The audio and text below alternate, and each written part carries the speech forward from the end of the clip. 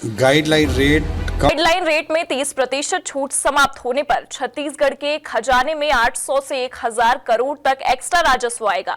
वहीं कहा जा रहा है कि इससे किसानों को भी फायदा होगा। जमीनों का अधिग्रहण होने पर जमीन का गाइडलाइन रेट कम होने से उन्हें कुल रकम में 1/3 रकम का नुकसान हो रहा था, जो अब सीधे उन्हें मिलेगा। लेकिन जैसा सरकार के द्वारा बताया जा रहा है, क्या ठीक वैसा होगा, ये समझने वाली बात है, क्योंकि नई गाइडलाइन के मुताबिक अब पंजीयन शुल्क बिना 30% छूट के देना होगा, यानी कि पंजीयन शुल्क बढ़ रहा है।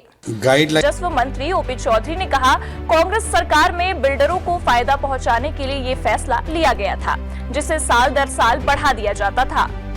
कांग्रेस के लोगों को जवाब देना चाहिए कि भू अर्जन में किसानों की जमीन जो अधिग्रहित हो रही है, उसमें उन्होंने 5 साल तक 30% गाइडलाइन रेट कम करके 120% की राशि कटौती की, किसानों के हित में काम किया। इसका उनको जवाब देना चाहिए। जो जेन्युइन बायर है, जो लोन लेकर के प्लाट खरीदता है, घर बनाता है, उसको गाइडलाइन कम होने के कारण लोन कम मिल रहा था, उसके लिए कौन जिम्मेदार है, उसका जवाब देना चाहिए।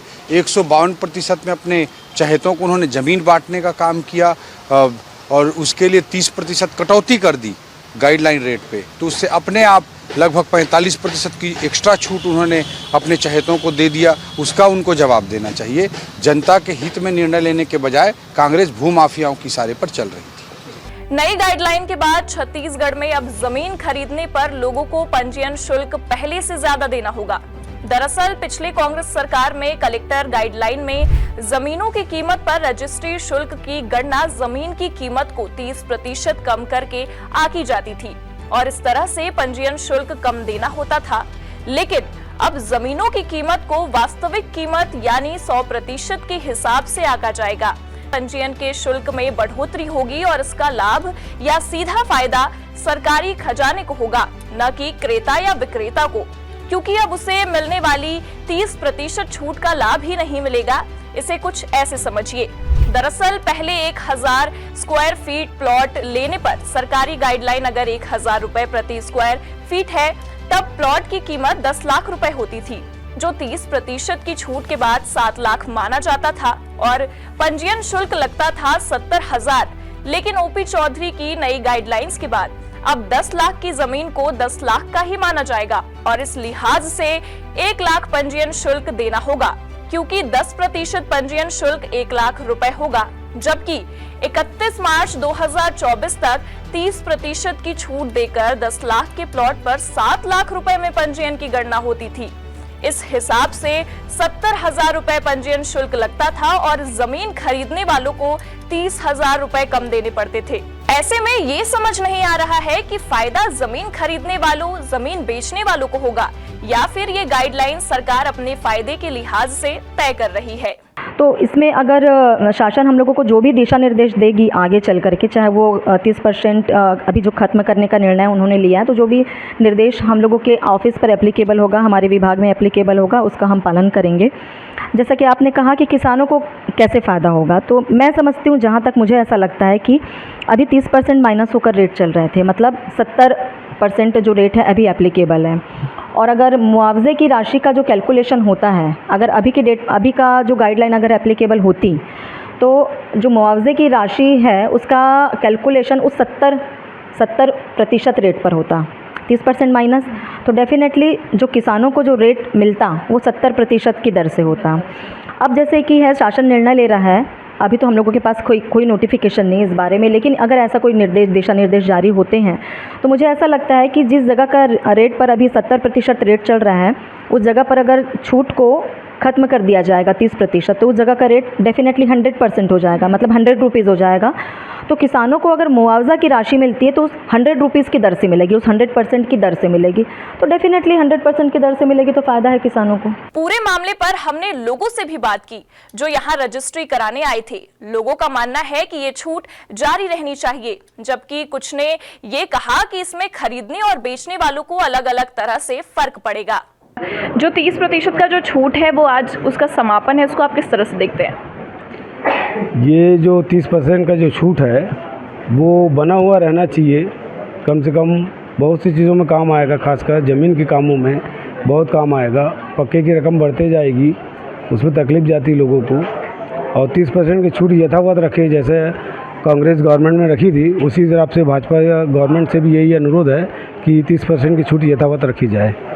लेकिन इस छूट को हटा दिया गया है और क्या कहते हैं, इसको आज ही इसका समापन है और आज देख रहे हैं कि यहाँ काफ़ी भीड़ है। जब वित्तीय वर्ष का अंत है, पिछले हिसाब से कम भीड़ देखी जा रही है क्या? बहुत कम भीड़ है। पिछले साल ज़्यादा भीड़ थी जब वित्तीय वर्ष का अंत हुआ था।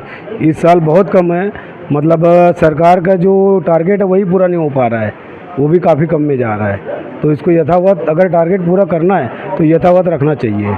छूट बंद होने से जो सेलर हैं उनके अकाउंट में पैसे ज़्यादा आएंगे, ज़्यादा पैसे आएंगे तो परचेसिंग पावर बढ़ता है, तो जो सेलर है उसके हिसाब से बहुत अच्छा है, और जो परचेसर है उसको ज़्यादा पैसे लग रहे हैं, उसको खरीदना पड़ रहा है, उसको दिक्कत है, उसको पैसे ज़्यादा लग रहे हैं, और जो बेच रहा है उसको पैसे ज़्यादा मिल रहे हैं। तो दोनों के प्रॉस कॉन्स दोनों रहते हैं। चलिए अब बात करें संस्कार धानी की। तो पिछले साल के मुकाबले क्रय विक्रय की, तो यहाँ पिछले साल के मुकाबले क्रय विक्रय माइनस में रहा और करीब 1198 दस्तावेज इस साल कम रहे, लेकिन 64 करोड़ का जो लक्ष्य मिला था उसके मुकाबले 67 करोड़ का लक्ष्य पूरा हो चुका है। पिछले साल की अपेक्षा इस साल दस्तावेज जो है माइनस है, लगभग 1198 दस्तावेज।